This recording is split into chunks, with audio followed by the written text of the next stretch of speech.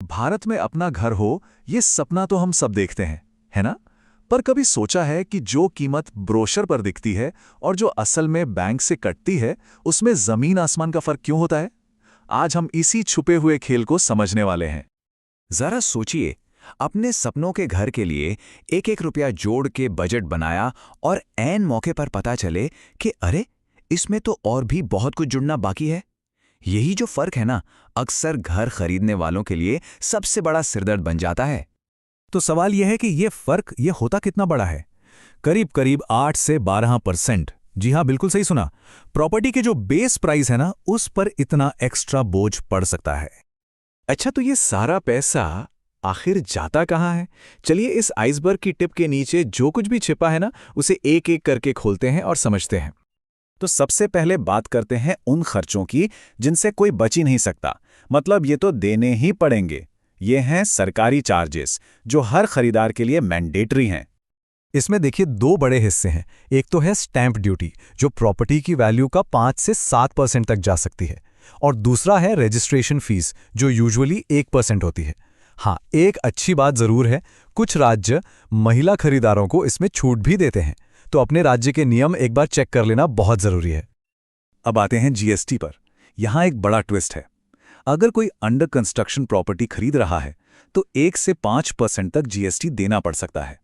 लेकिन अगर property ready to move है, मतलब कंप्लीशन सर्टिफिकेट मिल चुका है, तो कोई जीएसटी नहीं लगता। और ये सच मानिए, एक बहुत बड़ा फायदा हो सकता है।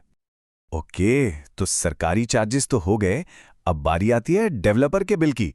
क्या लगता है, इसमें सिर्फ घर की कीमत ही होगी? चलिए देखते हैं। देखिए, घर की जो बेस कीमत है, उसके ऊपर से एक वन टाइम मेंटेनेंस या कॉर्पस फंड देना होता है, जो 100 से 500 रुपए पर स्क्वायर फीट तक भी जा सकता है।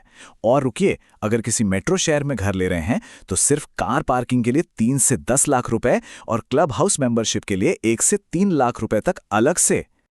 तो यहाँ सबसे जरूरी सलाह क्या है?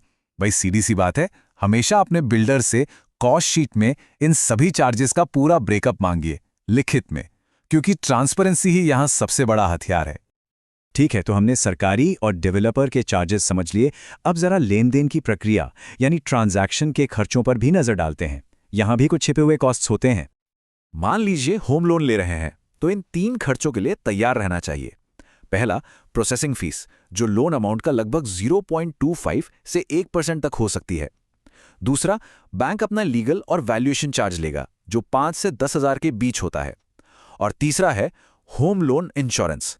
वैसे तो ये ऑप्शनल है, पर इसे लेना एक बहुत ही स्मार्ट मूव है। और बात यहीं खत्म नहीं होती। प्रॉपर्टी के कागजात की जांच पड़ताल यानी ड्यू डिलिजेंस भी तो करवानी पड़ेगी। इसके लिए एक वकील 10,000 से 50,000 रुपए तक ले सकता है। और हाँ, अगर ये डील किसी ब्रोकर के जरिए हुई है, तो ट्रांजैक्शन वैल्यू का 1 से 2% उनका कमीशन भी जोड़ लीजिए। चलिए, मुबारक हो, घर की चाबियां आखिरकार हाथ में आ गईं।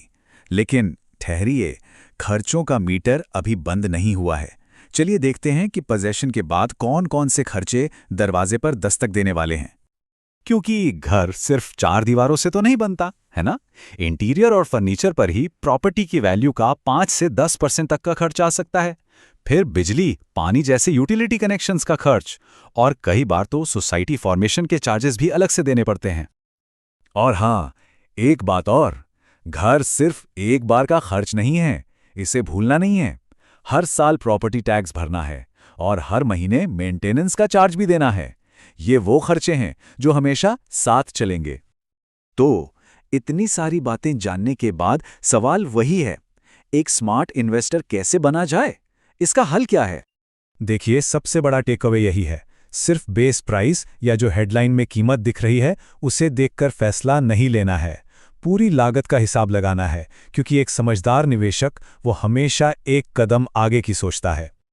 एक बात हमेशा याद रखनी चाहिए, अगर प्लानिंग सही हो और हर चीज में ट्रांसपेरेंसी हो, तो एक महंगा सौदा भी स्मार्ट इन्वेस्टमेंट बन सकता है, क्योंकि आखिर में जानकारी ही सबसे बड़ी ताकत है।